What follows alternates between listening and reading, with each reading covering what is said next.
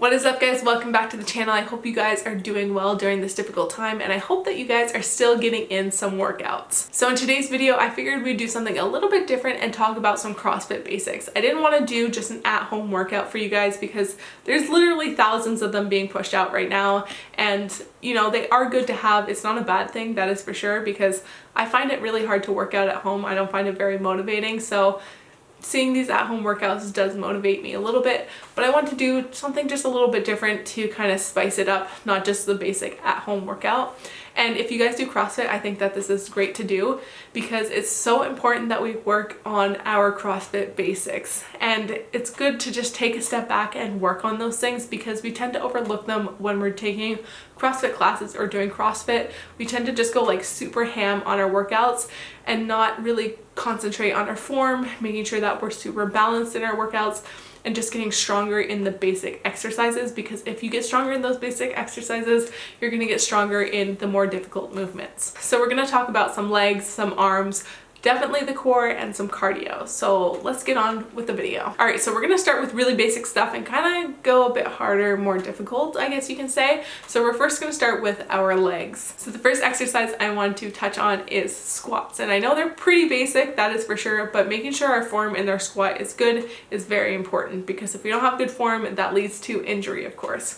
And I know in a lot of CrossFit workouts, when we do air squats, we do them really fast and we don't really concentrate on our form. So this is actually a really great time to work on our form, work on getting higher volume and making sure our form is good. So like I said, work on the form and then start building up the repetitions from there, making sure it's slow and controlled, and then building up the speed after that. You don't just want to go and do like 50 air squats and not make sure that your form is good. So work on the form, making sure you're good, you know, getting those repetitions, and then you can start building up the speed from there. I think that it is super important that we all have really good squat form. You don't want to have bad knees, bad ankles, whatever, bad hips. You don't want to have that stuff. No, we don't want that. So make sure your form's good and then start building up the volume from there. And then if you want to make the squat a little more difficult, it is really great to work on jumping squats. We use a lot of explosive movement in CrossFit, like box jumps or cleans. We're always doing explosive movement in CrossFit. So working on jumping squats really does help with that explosive movement, and it is a bit more difficult, and you want to make sure your form is good during that as well. So if you want to work on that explosive movement, jumping squats is a really great way to go. And that leads me into lunges. So lunges are really great basic to have. I find sometimes we do overlook them. We tend to just kind of grab a dumbbell and do an overhead lunge or something like that, but we don't really work on just basic bodyweight lunges very often in CrossFit, I find. And so this is also great because you're working on single leg strength. And definitely during this time, I want you guys to really focus on seeing if there's any imbalances. So when you're doing the repetitions, whether that's walking lunges, forward lunges, or reverse lunges, you will definitely see that you might have a leg that is stronger than the other. And we don't want to have that. You don't want to have an imbalance. So try working on your lunges. And then if you obviously want to make it more difficult, jumping lunges. It is the same thing. It is going to help you with that explosive movement, and it also does help you with balance because you're switching your legs. You got to be able to come down in a controlled manner and jump up with that explosive movement, switch and come down. So like I said, helps with your balance, helps with your explosive movement, and just helps with single leg strength. So jumping lunges, really great way to work on that leg strength. And then moving on from there, I want to talk about glute bridges. I find in CrossFit we tend to kind of overlook the glutes a little bit. We don't concentrate on them as much. I mean, they're not one of our major muscle sources, but they're really great to have as a backup when your legs do get tired. So I know we concentrate more on our quads and our hamstrings, but it's good to work on those glutes. And I mean, the glute bridges obviously work on your lower back as well, which is really great because you want to have that strength in your lower back. But I find having strong glutes really does help when you're tired in a workout. So like, let's say you're doing a squat clean and you want to drive up and you're towards the end of your workout and you're tired, your legs are not functioning as strong as they did before. It's good to have your glutes to help drive your legs up, because if you engage your glutes, it's going to help with taking away the pressure off of your quads when you're trying to drive up, if you know what I mean. I hope I'm being clear about that. And definitely single leg glute bridges are super important to do as well. You will see if there's any imbalances in your glutes by doing those. I noticed I have an imbalance in my glute as well. I'm stronger on my left glute than I am on my right glute. So it's a really great exercise to practice and make sure that you have balanced glutes because you don't want to have a stronger glute than the other, because when I'm imbalanced I tend to shift my hips when I go up. So I have a stronger glute, and when I'm tired, I'm using my glutes to help push myself up, like let's say from a squat clean, I'll actually sometimes shift my hips and pull up with one side faster than the other because the glute is just stronger. So it's a really great exercise to see if you have any imbalances. And then a cross sack squat, I don't know how to say that. Doing kind of like a lunge to the side. You guys know what I mean? You guys will see in the video. These are really great to work on single leg strength as well. This is going to help with the glute activation. This is a great warm-up exercise as well, but I find we do kind of do those in CrossFit, but we don't really concentrate on those very much. So these are really great to work on explosive movement as well. I mean, this is all where your explosive movement comes from, is your legs. So working on different variations of how your legs move, whether that's a squat going up and down, lunges is going forward, and then to the side. You want to work out to the side, guys. You want to get that strength out there as well. You want to be well rounded in your legs, of course. And then that leads me to calf raises. Calf raises are also good to have as well. Helps with that explosive movement, helps with your box jumps and all that jazz. So working on calf raises is really great, and then also doing single leg calf raises. You'll see if you have an imbalance or anything like that. So working on calf raises is also a really great CrossFit basic to work on that we tend to overlook in CrossFit. All right, so next I want to talk about abs and your kind of core section, your kind of trunk section. This is so important. If there was one place in your body that I would say you need to work on the most as a CrossFit basic, it's your core, it's your trunk. You gotta work on that area because it's gonna help you with everything, literally everything. It's gonna help keep you tight. It's gonna help you in all your gymnastic movements. It's gonna help you in a lot of your weightlifting movements. Like, I cannot express how important your core is. So the first one I want to talk about, and I think that this is like the number one thing to work on that we should all work on while we are in quarantine, is hollow holds. Hollow holds are like such a basic that we need to have and need to work on. And I mean, unless you have like a 10-minute hollow hold, I think we all need to practice them, honestly. They are so great, especially when you're doing a lot of bar exercises. If you're trying to do a bar muscle up or doing a ring muscle up, you almost want to be hollow in those movements. You don't want to be like flopping around. You want to be like a cooked noodle. You want to be straight. You want to be hollow. Working on this is going to help you in so many things and just help get your core so much stronger. Like, I cannot emphasize this enough. I think that this is like such an important exercise, and you guys will see if you work on your hollows, you'll probably see a huge dramatic improvement when you get back to CrossFit. And if you want to make it a little bit harder, you can try hollow rocks. That's just rocking back and forth. Those make it a lot more difficult, so work on those hollow rocks as well. And then obviously the opposite to that, you want to work on your Supermans. You want to be able to have that movement. So when you're swinging on a bar, you know how we do most of our kipping movements, we swing forward, we swing back. When we swing back, we're doing the hollow. When we're swinging forward, we're doing the Superman. So we want to have that strength as well. This is really going to help with your back strength, your lower back strength, so that we don't hurt ourselves. Of course, if you want to make it more difficult, you can pulsate by lifting your arms and legs up and down. These are two really great ab / core / trunk, whatever you want to call it, exercises to do. I think we should really practice them, especially while we're in quarantine, because it just will make us so much stronger. And then another great, almost full body, but mostly core workout is a plank. Like, we cannot overlook the plank. The plank is such a great exercise to do, and it helps keep us strong overall.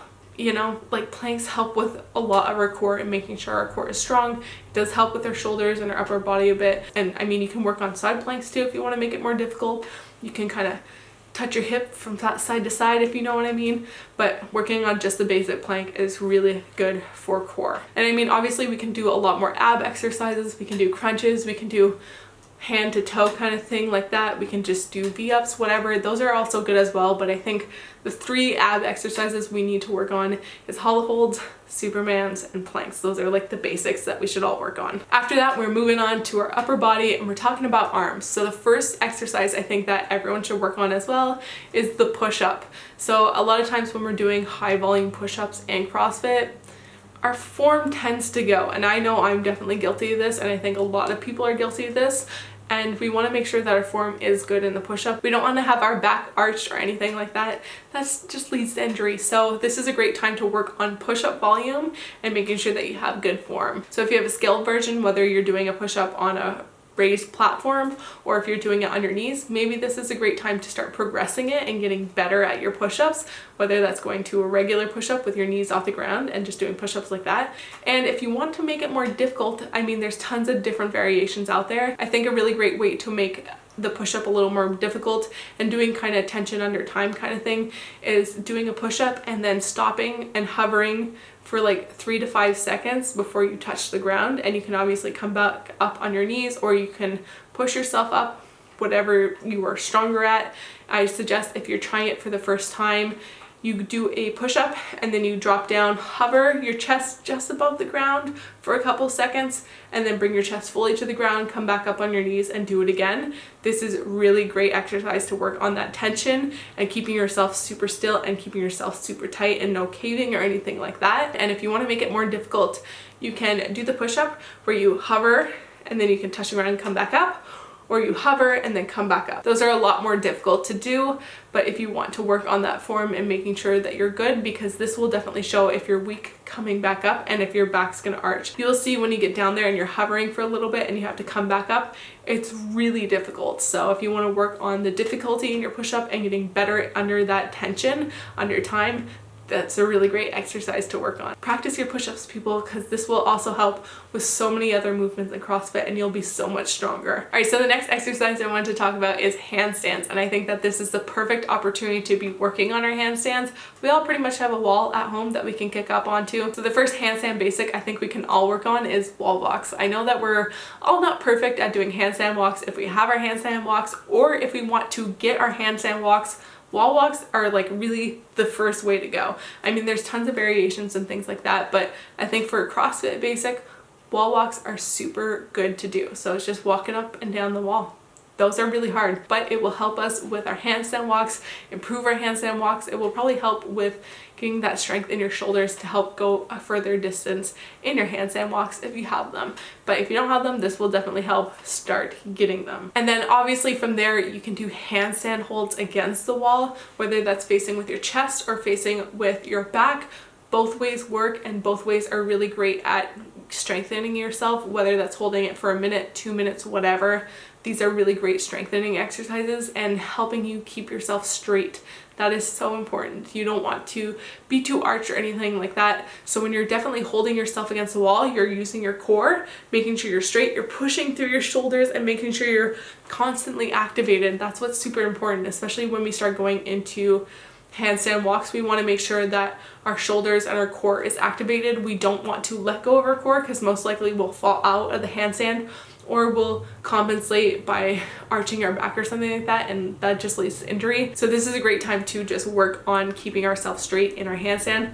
This is just like a great opportunity to working on holding our handstands for a much longer time. By working on that, that's definitely going to help us when we're flipped over, whether that's doing handstand walks or handstand push-ups, because we'll be used to being under tension under time kind of thing. So working on handstands against the wall leads me into the next thing, which is freestanding handstands. That's hard to say, but those are also a really great exercise to work on, whether you want to work on your handstand walks or just getting better at holding your handstand. These are really great to practice. This will teach you kind of how to hold yourself in the air, especially when we're doing handstand walks. We're moving, right? Our hands are moving, so our bodies are kind of swaying. So this is a great time to just practice kicking up and seeing when our body starts to move and learning to kind of hold our bodies up in a very straight position. You don't want to start scorpion. You want to kind of keep your core tight and keep your legs as straight as possible. That will just help with better form. I know, as you guys can see in the footage, I was actually helping David stand up. He actually has his handstand walks, but he's very much like a scorpion in his handstand walks, and he like kind of bends awkwardly when he does them, and he's actually not used to just doing freestanding handstands in a straight line. Like, he has to be bent. So this is a great time to grab a buddy and have them help you up and help you kind of stay up and get used to being under that time under tension in the freestanding handstands, and just getting used to that movement, because we're moving in our handstand walks, so we need to make sure that we're used to that shifting kind of movement. So this is really, really great to work on. And if you eventually want to get your handstand walks, this is obviously great to work on. So if you need to, grab a buddy, and then when you get more comfortable, practice on your own. Practice on just getting up and trying to stay up and keeping your core tight and shifting yourself, making sure that you're in a good position and that you're not arching your back too much. And last but not least, this is a great time to work on our cardio. We don't need to rely on a salt bike or a rower or whatever you guys have at your gym. It's a great time to just go out and run, to work on our running. A lot of WODs have running in them. And you can make it more difficult by wearing a backpack or a vest if you want to, but this has been such a great opportunity. If you can, just go out for a run. It helps kind of clear your mind and get some fresh air rather than just being stuck in these four walls, because you'll go crazy if you just stay stuck here. We use running a lot in our WODs, so I mean, why not? It's such a great opportunity, get more running volume in. And then also I think practicing our double unders. It's a great time to work on that volume, work on doing hundreds of double unders. I mean, if you're like me who lives in a second story apartment, I just go outside on my little walkway and do my double unders there. It just helps me get more volume in, because I know a lot of times when we're tired in workouts and we start tripping up and we get frustrated and all mad like that, this is a great opportunity to start working on that higher volume of double unders. And you can obviously easily add this into an at-home workout if you can, but just try working on a lot more higher volume, and maybe if you need to, straighten out a little bit, because I know some people really raise their legs when they do double unders, or like me, I'm a little bit crooked. I tend to jump a little bit crooked kind of thing, so this is a great opportunity to straighten yourself out, make sure you're doing them a little better form kind of thing like that, and just higher volume. And of course, running, we can all do more running in our life. So yeah, those are all the kind of bodyweight CrossFit basics I think we can all work on. If you guys want to see some CrossFit basics that we can work on with weights or anything like that, let me know down below. And if you guys like this video, give it a big thumbs up. It really does help the channel. And if you're not already subscribed, hit the subscribe button down below. You guys know where it is. And yes, I hope you guys enjoyed this video. Don't forget to be unstoppable, and I will see you guys in the next video. Bye. Summer days burn me out, love just brings me down. Go inside like winter leaves that slowly leave the ground. Hey, you come back, I wanna give you a chance.